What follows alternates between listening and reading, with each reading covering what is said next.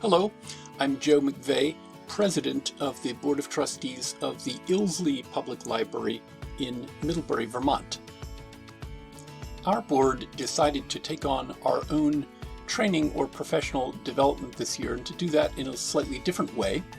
And I'd like to share with you what we did and explain how we did it in case it's something that you might like to try with your own board. In the past, our board has attended workshops and conferences and received some excellent training from our State Department of Public Libraries, but we decided to try something a little bit different. We thought rather than set aside a day or a special time for professional development, we'd try to integrate it into our regular monthly board meetings.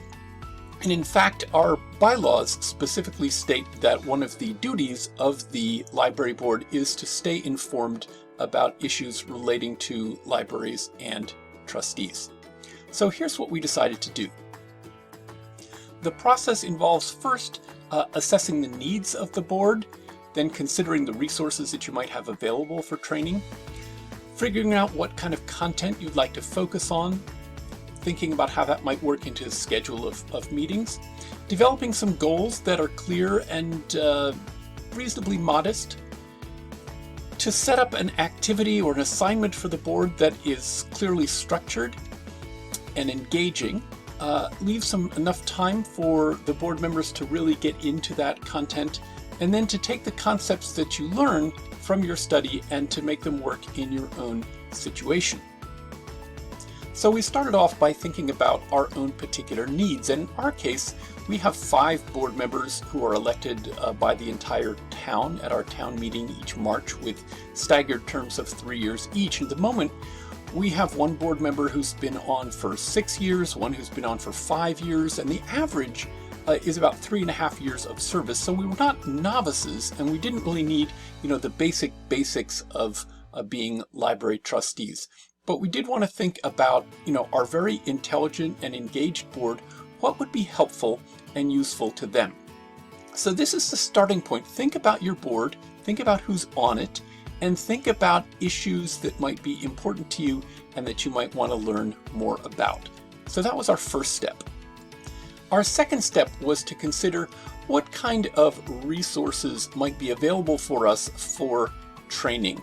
And for this, I went to our library director, Dana Hart, who is a fountain of resources, and also to the Vermont Department of Libraries and our consultant there, who pointed us to a variety of sources that might be useful for us to consider as a board. And these included our own bylaws and mission statement, some materials from the American Library Association about the Bill of Rights, the very, very helpful manual for Vermont library trustees, as well as an excellent handout on the law of public libraries.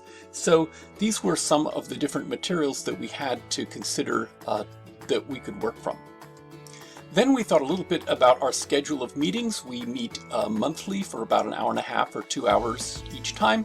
So we tried to map some of those different resources to our schedule of meetings beginning with March, because that's the beginning of our board year. And we thought we would start off by looking at our own mission statement of our library and at our the bylaws which govern our board of trustees. We found that this schedule was a little bit overly ambitious, and that actually doing this every single month wasn't practical. We had so many other things to talk about. So we didn't end up following quite this schedule. Instead, we spaced things out. We probably did this maybe once every 2 meetings, but we did start off with our bylaws and mission, and then we went to what we thought was really most important and most key. So we prioritized a bit, and we dug into the manual for Vermont library trustees. We looked at the law of public libraries, and then we looked at the Library Bill of Rights. And so far in the year, we've probably spent about 4 of our board meetings looking at some of these topics. One thing that you want to consider if you try this is how you're going to have your board interact with the materials. I usually gave people a reading assignment ahead of time that we would then discuss. So you can always formulate discussion questions, have people talk. If you're still in the pandemic on Zoom, it's more difficult to get into breakout rooms and have small group discussions, but you can do it in groups of 2 or 3 or whatever's convenient for you. I also found it was helpful to create situations for the trustees to interact themselves a little bit more deeply with the material.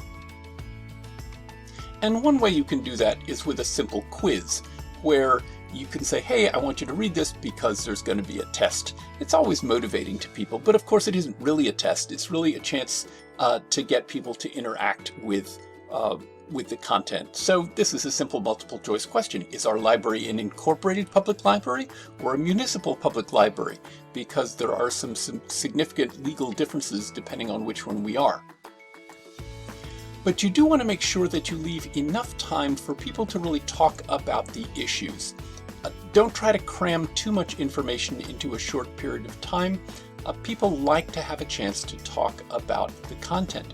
And what's particularly interesting is if you can find a way to relate the content of what you've been reading and studying directly to your own library and to your own situation. So for instance, when we were looking at what the manual recommended for recommended policies for the library, we could then say, okay, we know what policies they've recommended, which are here. Which one of these do we not have? Well, we were pretty good. I think we had most of these, but there were a couple where we really realized that we didn't have a policy. And of course, the job of the board is primarily to develop policy. So that was useful to us in terms of guiding us in our work. And sometimes this can lead to differences of opinion. So for example, when we were looking at the American Library Association's Library Bill of Rights, one of the issues there has to do with equal access for all people to the library, whether adults or for children. And this led into a very interesting conversation about, well, if the school district calls the library asking if a particular student is there because of an issue surrounding truancy, is it okay to tell them or not? Or if the police are asking, is that all right? Or is this a violation of the privacy and confidentiality of library card holders? So it's possible for these somewhat theoretical ideas to really find their way down to very concrete actions on the part of the library staff. And as the board, you're setting the policy that's going to govern those. So just to recap, if you'd like to try this, you want to start out by assessing the needs of your board. Think about what resources are available to you. Prioritize the content that you want to focus on that's going to be most helpful and useful to you. Think about how that's going to fit into your overall schedule. Make sure that you develop some goals that are clear and modest. Don't try to hit a home run. Just get some points on the board here. Think about how you're going to structure the activity or the assignment in a way that's going to be engaging to your trustees, and make sure that you leave enough time for them to be involved. And then try to integrate the concepts that you learn into your own situation. So I hope that this was helpful to you. You can find other resources for library boards on this same YouTube channel sponsored by the Vermont Department of Libraries. If you have questions or comments, feel free to leave those in the comments below, or get in touch through the Vermont Library listserv, or in another way. Thank you very much.